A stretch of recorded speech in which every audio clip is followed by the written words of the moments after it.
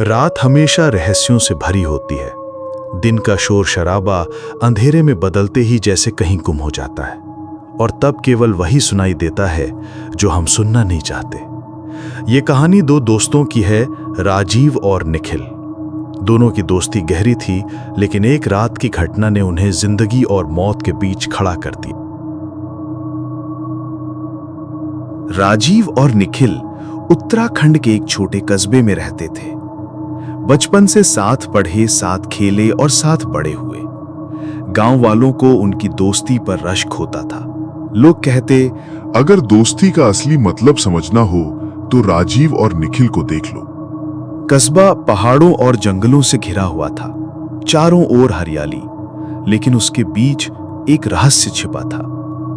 पुराना ब्रिटिश जमाने का अस्पताल जो अब खंडहर बन चुका था। गांव के बुजुर्ग कहते, वहां मत जाना, रात को वहां से औरतों की चीखें आती हैं। बहुत लोग गए मगर लौटकर नहीं आए।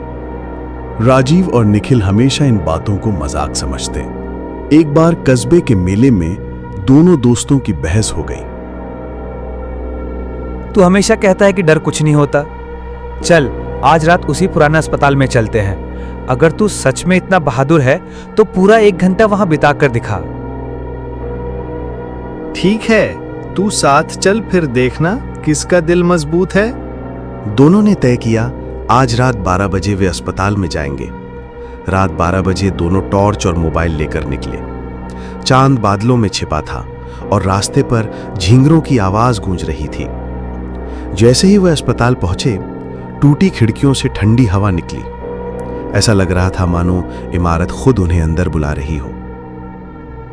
राजीव, चलो वापस चलते हैं, ये जगह अच्छी नहीं लग रही।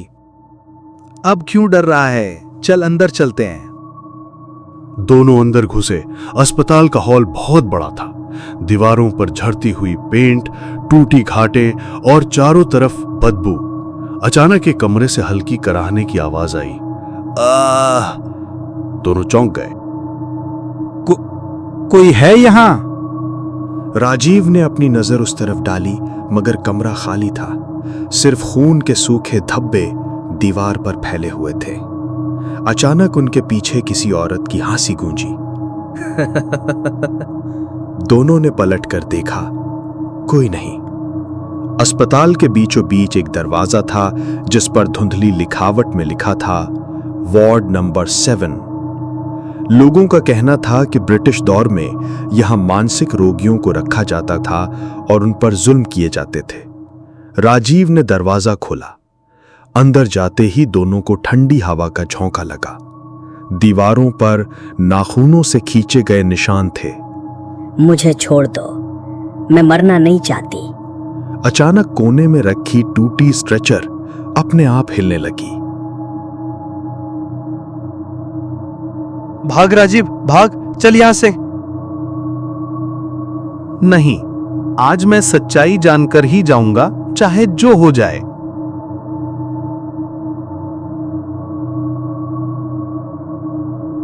दोनों आगे बढ़े तो उन्हें एक आईना दिखा।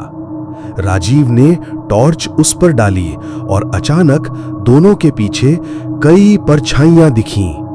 वे परछाइयां इंसानों की तरह खड़ी थीं, लेकिन उनके चेहरे नहीं थे। धीरे धीरे उन परछाइयों से चीखें गूंजने लगीं। हमको बचाओ, हमको बचाओ।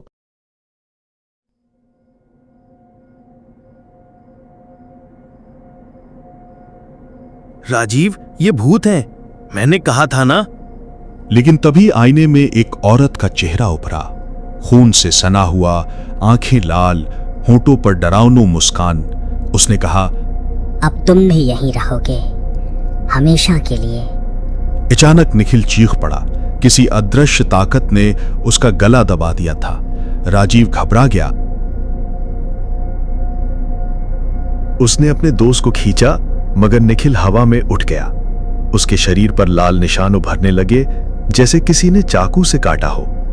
राजीव ने जोर से चिल्लाया, हमें छोड़ दो, हमें माफ कर दो, हम सिर्फ देखने आए थे। तभी वही औरत का साया प्रकट हुआ। उसने ठंडी आवाज में कहा, जो यहाँ आता है वापस नहीं जाता। निखिल जमीन पर गिरा, उसकी सांसें टूट रही थीं। उसने धीमे से कहा, राजीव भाग जा मेरे भाई, चला जा वरना तू भी मारा जाएगा। राजीव रो पड़ा, नहीं मैं तुझे छोड़कर नहीं जाऊंगा। लेकिन तभी औरत ने राजीव की तरफ हाथ बढ़ाया।